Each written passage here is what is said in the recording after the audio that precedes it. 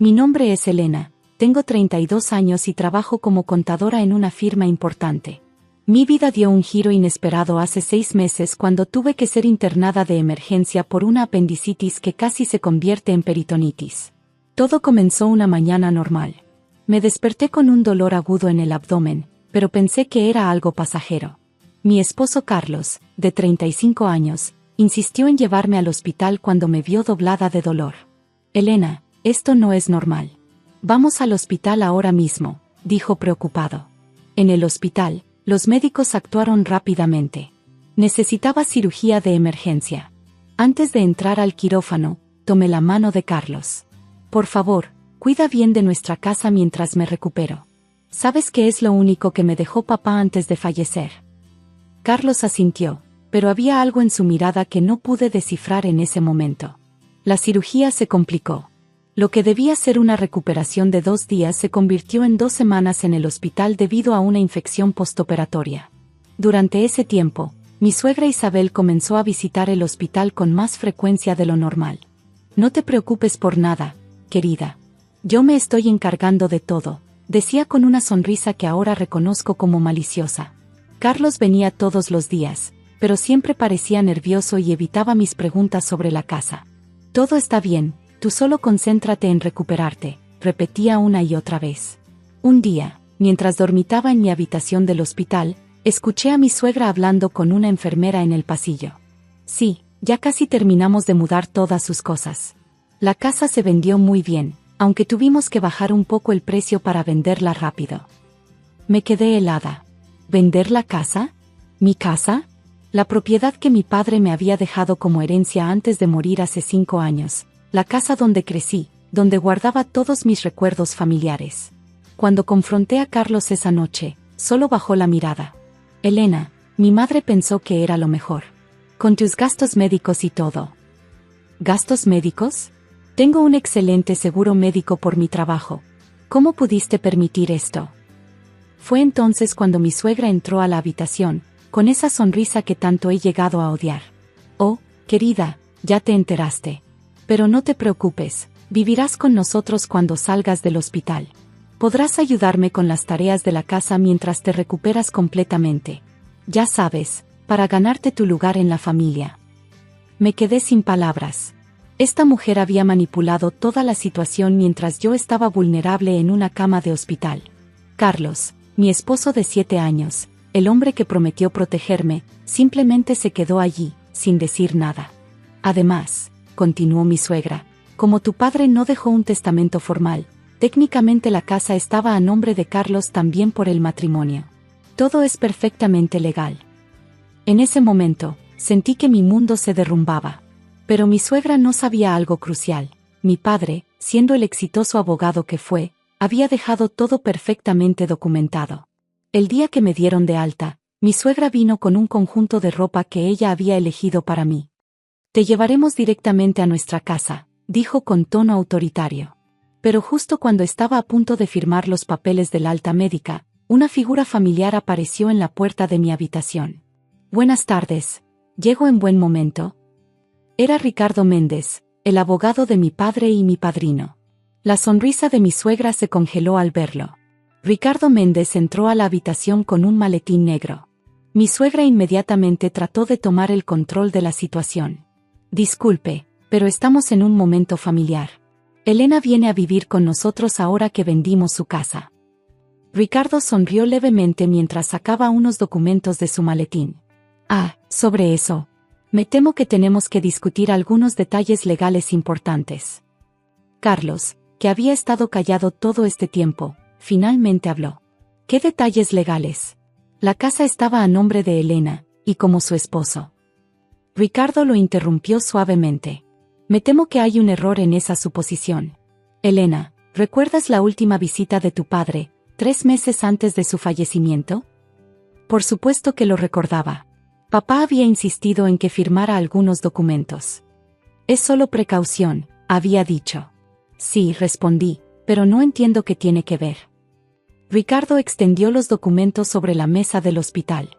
Tu padre, siendo el brillante abogado que era, estableció un fideicomiso blindado. La casa no solo está a tu nombre, Elena.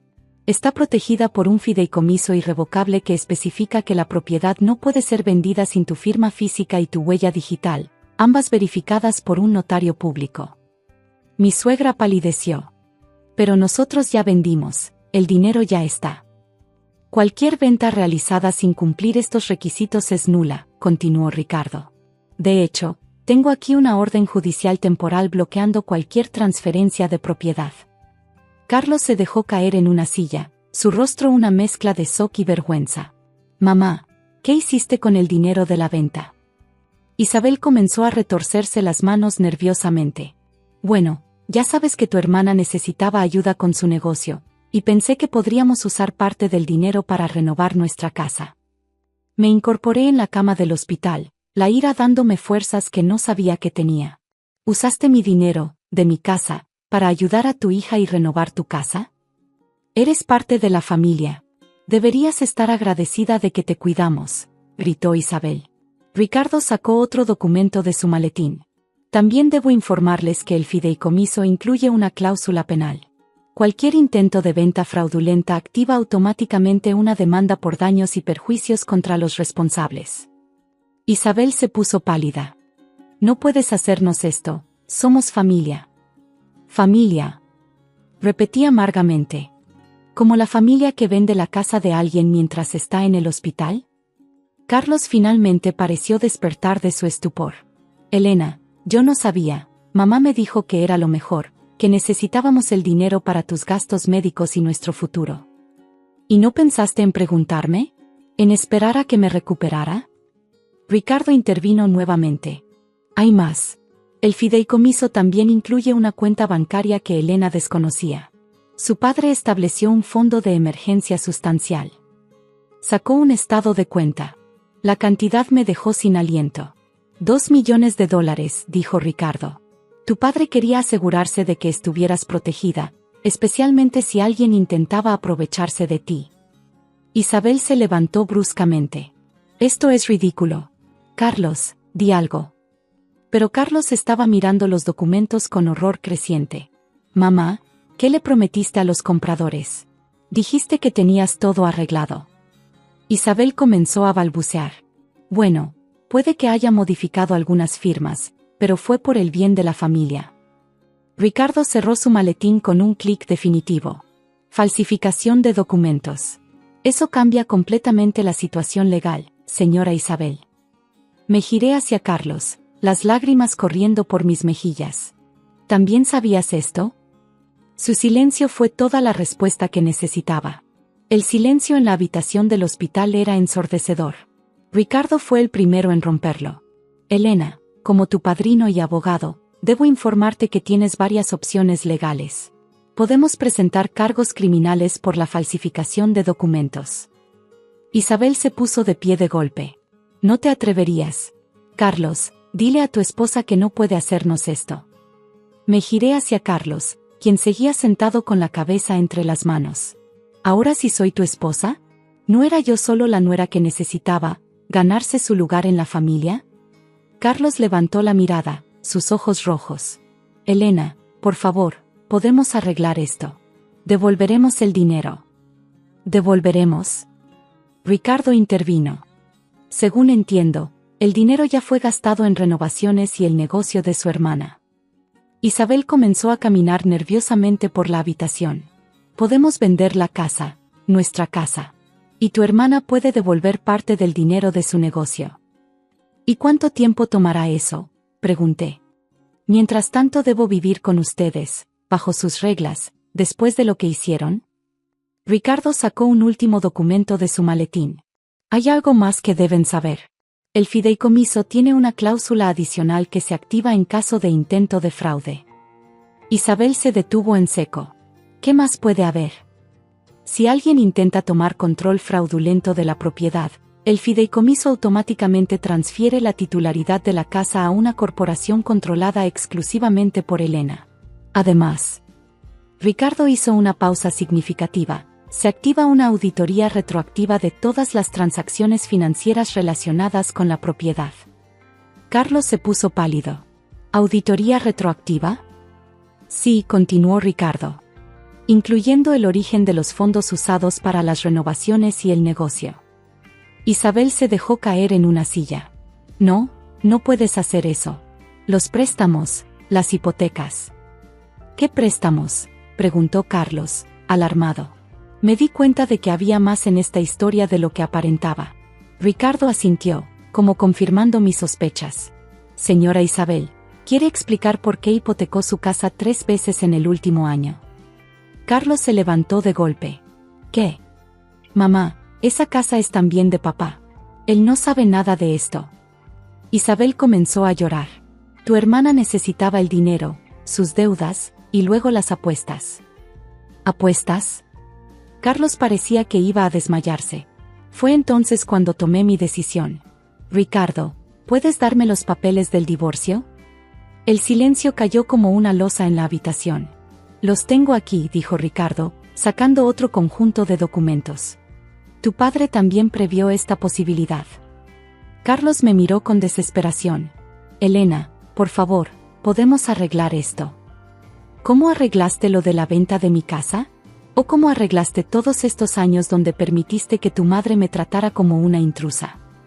Firmé los papeles con mano firme. Isabel, dije mirándola directamente, no presentaré cargos por la falsificación de documentos con una condición. Ella me miró esperanzada. ¿Cuál? Van a firmar un acuerdo legal comprometiéndose a mantenerse alejados de mí y de mi propiedad. Para siempre. Pero somos familia, protestó Isabel. No, respondí con calma. Nunca lo fuimos. Y ahora, nunca lo seremos. 3 meses después, estoy completamente recuperada y viviendo en mi casa renovada. La auditoría reveló que Isabel había estado involucrada en un esquema de préstamos fraudulentos para cubrir las deudas de juego de mi excuñada. Mi ex suegro se divorció de ella cuando descubrió la verdad sobre las hipotecas. Carlos me envió una carta disculpándose, pero la devolví sin abrir. Algunos puentes, una vez quemados, es mejor dejarlos así. Ricardo me ayudó a establecer una fundación con parte del dinero que mi padre me dejó. Ahora ayudamos a mujeres que enfrentan situaciones de abuso financiero y familiar. Y en cuanto a mí, bueno, descubrí que a veces perder una familia tóxica es el primer paso para construir una vida mejor. La última vez que supe de Isabel, estaba viviendo con su hija en un pequeño apartamento, tratando de pagar sus deudas. Carlos se mudó a otra ciudad. Y yo finalmente encontré la paz que mi padre quería para mí. A veces, los mejores regalos que nos dejan nuestros padres no son las propiedades o el dinero, sino la sabiduría para protegernos incluso cuando ya no están con nosotros. Gracias por ver. No olviden suscribirse al canal para más historias como esta.